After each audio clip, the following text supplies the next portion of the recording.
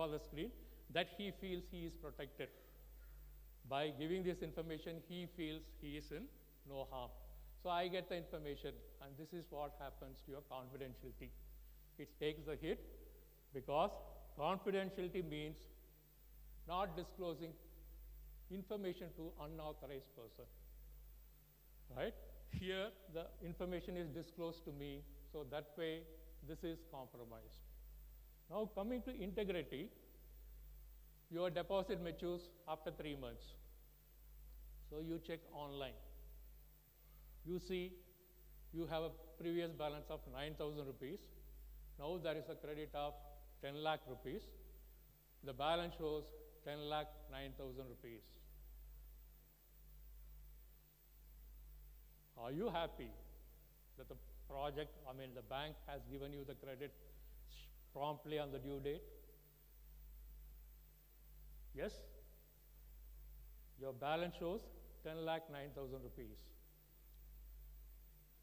That too after 3 months. You will take it, you will accept it.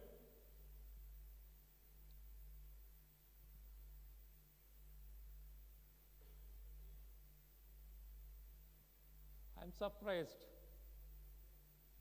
right? See, you have the deposit for 3 months. 3 months, are you giving it free to the branch?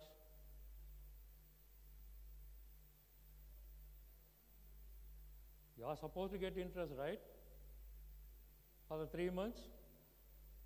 Yes or no? Yes. But whether the interest has been received? No. So that means your integrity has been hit, because integrity implies reliability and accuracy of the data. Your data is not accurate, so your integrity is gone. Now coming to the last point, availability. So now that the interest principal has been credited, you go to the branch next day. You want to withdraw cash, you want to make payment, down payment for the dream home you are going to buy. So you reach the branch, you say, you tender the check, but they say the system is down. Because the UPS has gone down and there is no diesel in the generator. So that they ask you to come at 3 o'clock in the afternoon. Right? I think there's a team from Central Bank of India. I'm sure you will agree, right? Right. So this is what happens when availability is hit. You want to get that amount on the date, at the time you want it, but you are unnecessarily denied. So this is your availability. So this is something happening outside the computer system. Now coming to your laptop, you have a confidential document. This has to be sent to your friend A. By mistake, you send this to your friend B. Which one of these three has been broken? Integrity. So it's confidentiality which is broken because you are disclosing it to unauthorized person. Now your laptop is affected with virus. Your system files are corrupted. Which of the remaining two is hit?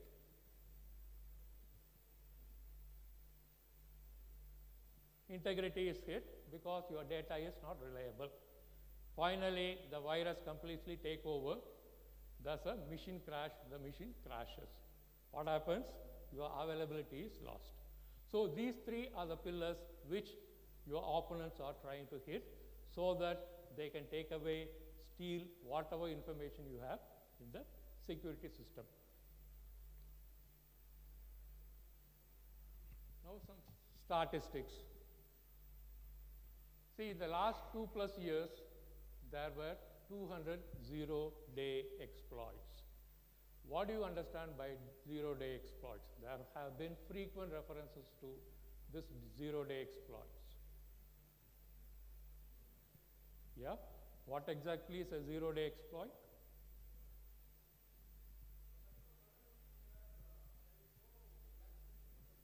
Excellent. A particular vulnerability has been discovered for which there are no patches readily available. That we call it as zero-day exploit. And in the last 2 years, there were 200 zero-day exploits. You can imagine what could have happened to the particular victim. Then 11.6 million mobile devices are infected at any given time, right? And you come to the last line, 1 in 3 person do not have a password on the smartphone or desktop computer. So what do you make of it? 33% do not have password on the system, right?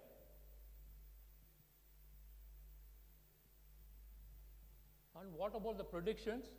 Predictions are not rosy either. You see 2016, they say it's going to be year of extortion.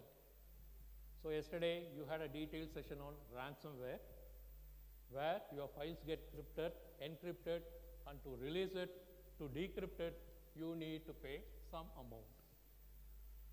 Then attack vector will shift from confidentiality to integrity. What do you make of it? Previously, your cyber criminals were stealing data. Now they will concentrate stealing your identities. Your username and password, that will be stolen, that will be retained with them, and that will be sold in the dark web. Have you heard of dark web or the deep web? Yes.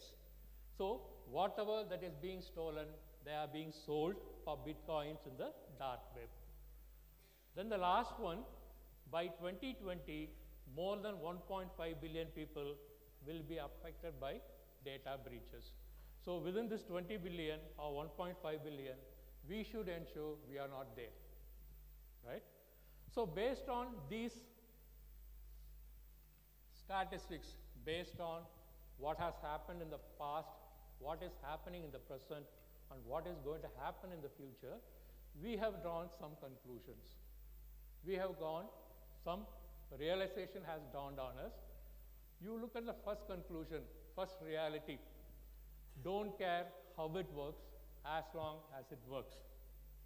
What do you make of it?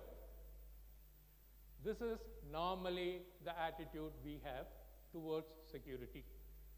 Imagine you got a new Apple iPhone.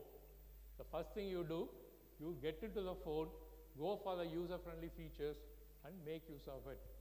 Security is the last thing on your mind. It doesn't mean you don't care about security. It just means you just don't understand security, right? And the second one, if you are a good hacker, everyone knows you, and if you are the best hacker, no one knows it. Again, I will quote that Iranian power plant. It is suspected that there's an involvement of a particular country, but nothing was proved. Nothing could be proved because that was done so cleverly. And the third point, human beings are the weakest link. How many of you agree? You can please raise your hands. How many of you agree that human beings are the weakest link, right? So that being the case, this session we will concentrate how to make you safe and secure, how to procure your endpoint. That's what we are going to discuss in this particular session. As I told you, these are all the things some of you may be already practicing, the best practices. So those who are already practicing, please take this as a refresher session. And those who are yet to start practicing it, take it as an eye-opener, and once you go back, start implementing immediately. The last point, internet was never designed with security in mind, and it is possible to compromise almost anything. See, that's what's happening. You have everything being compromised.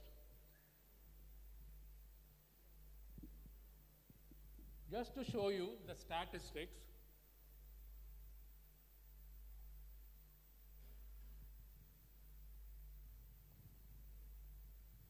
I think it's going to take time. We will go to the next one.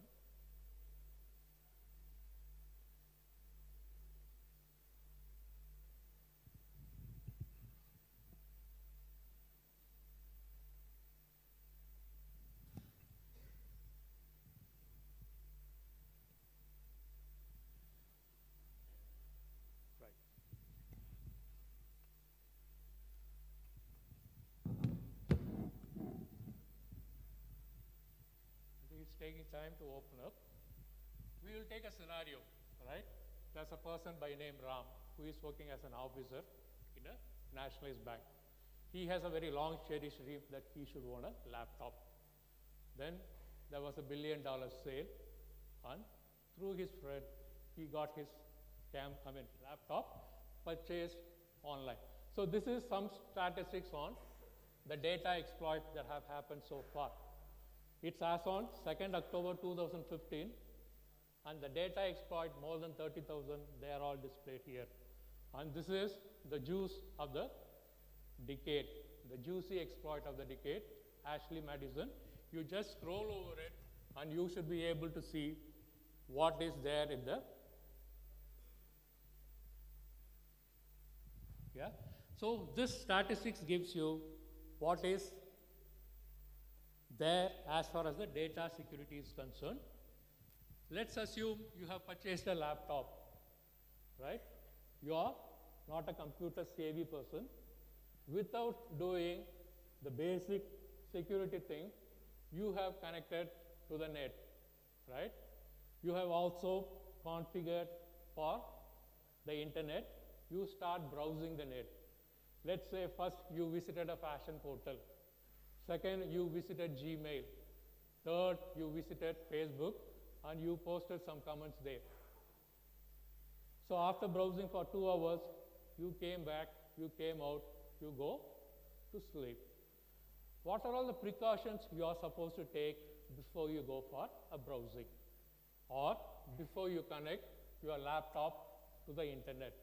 Anyone here? The precautions.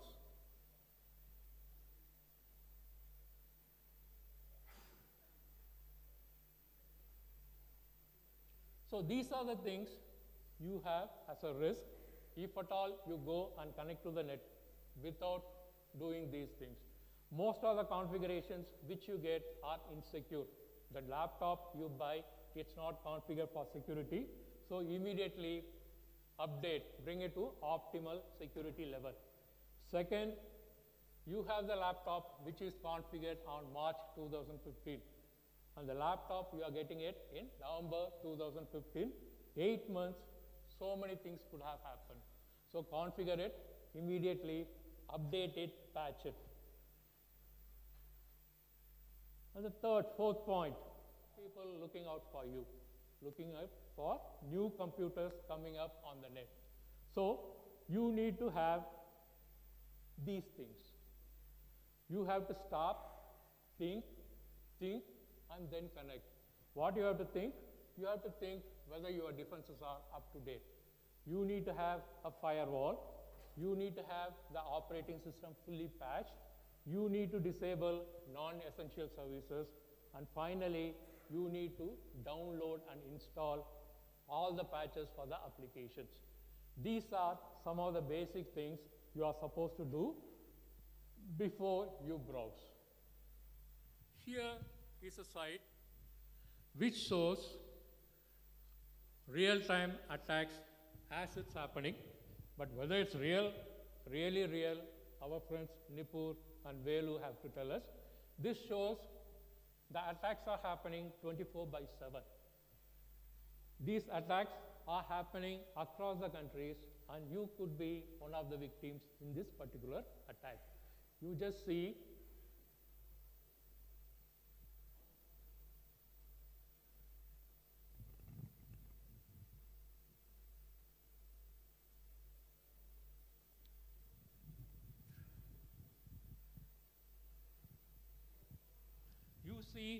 the attacks from which country they are emanating, which country is targeted, and you have the list of attack weapons that are being used, that are being displayed here.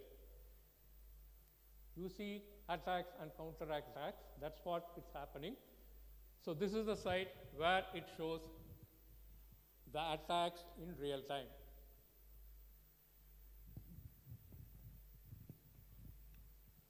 So we have to understand the attack vector. Anybody who gives the meaning of attack vector? What do we understand by attack vector? Yeah? What kind of attack? Any other answer? When we say attack vector, it is a path that is taken to bring the malicious software into your system. That's what we call as attack vector. So there are two ways in which you can be used. The first one is you are being used as a launch pad. Launch pad in the sense your device, you are being used to attack other computers. The second scenario is you are used as a target, you are getting attacked. So how? You see the DOS and DDoS. These are the samples for the first type of attack where you are being used as a launch pad. By the way, what do you mean by DDoS? So how it happens?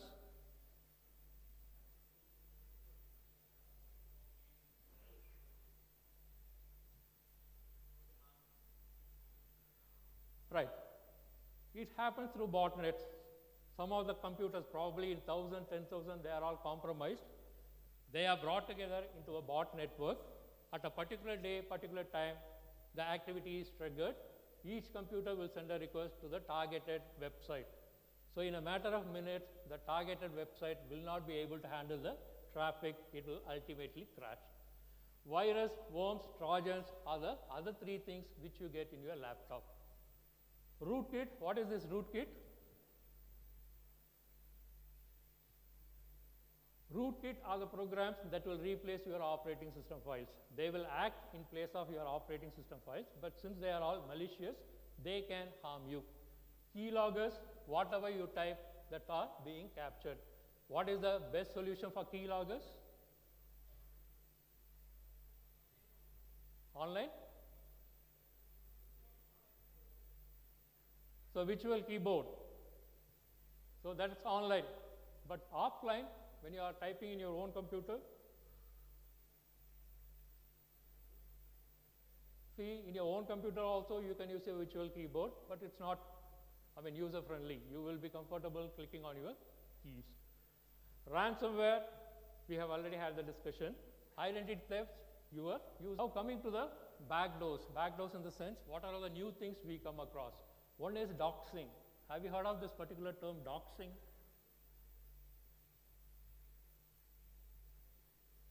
Anyone who heard about this doxing? Doxing is nothing but document referencing. What is document referencing? It is nothing but fingerprinting your profile, right? Suppose you browse the net without any protection in place. What you do? You leave your footprint all over the cyberspace. Footprint in the sense, your user ID, your email ID, your date of birth, your address, your phone number, your IP address, everything you leave on the cyberspace.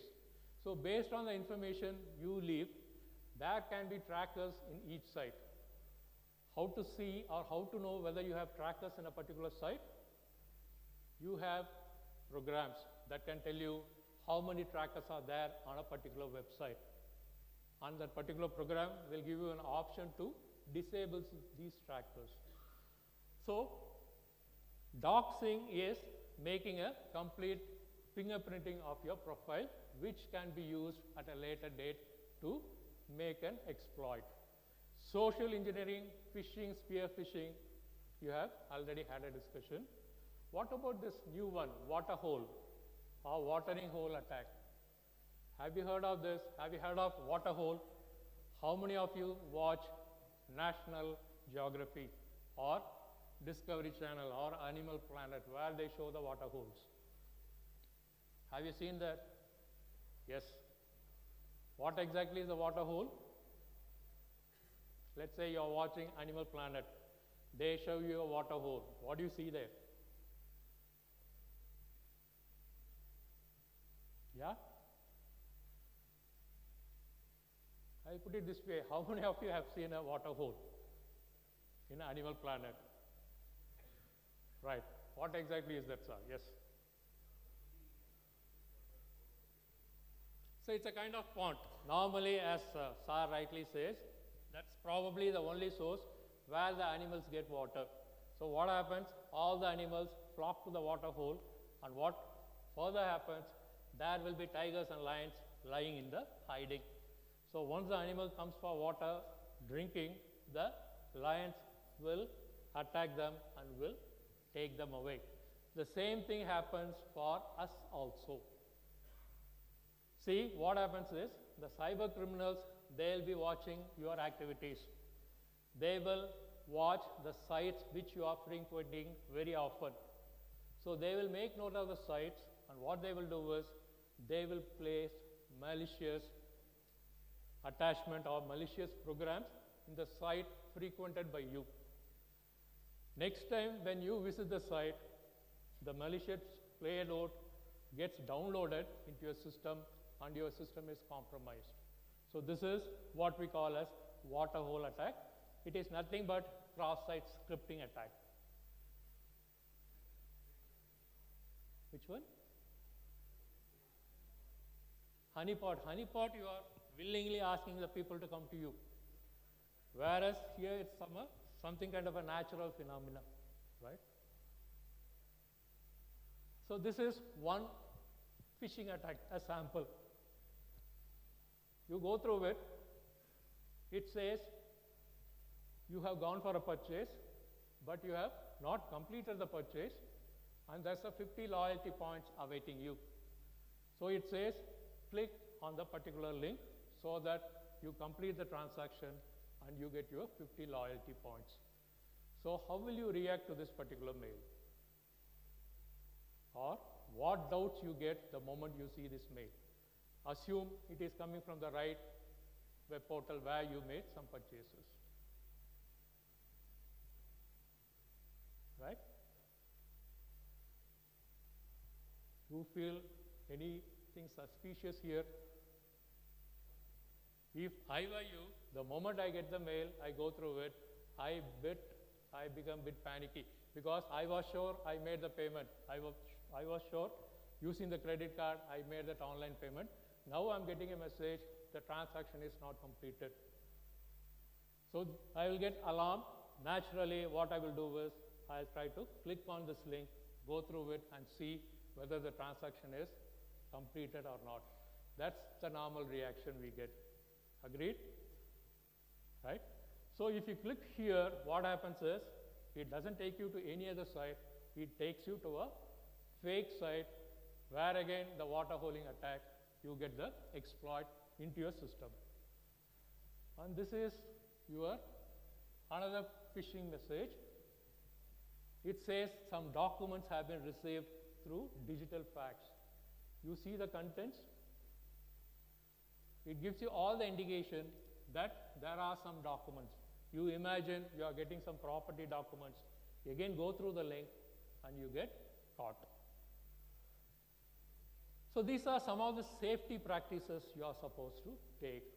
First, safe sites. You visit only the safe sites. But how do you know the site is safe?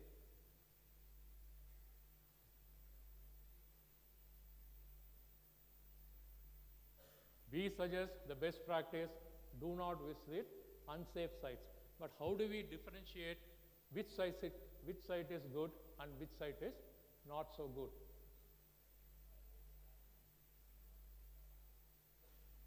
Have you implemented any best practice to identify sites that are good and identify sites that are bad? Some of you would have already done it. This site,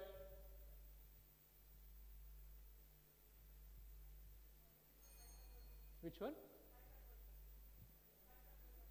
Site advisors, right? Anything else? Have you heard of add-ons? Have you heard of plugins? Right? What's the difference between a plugin and an add-on?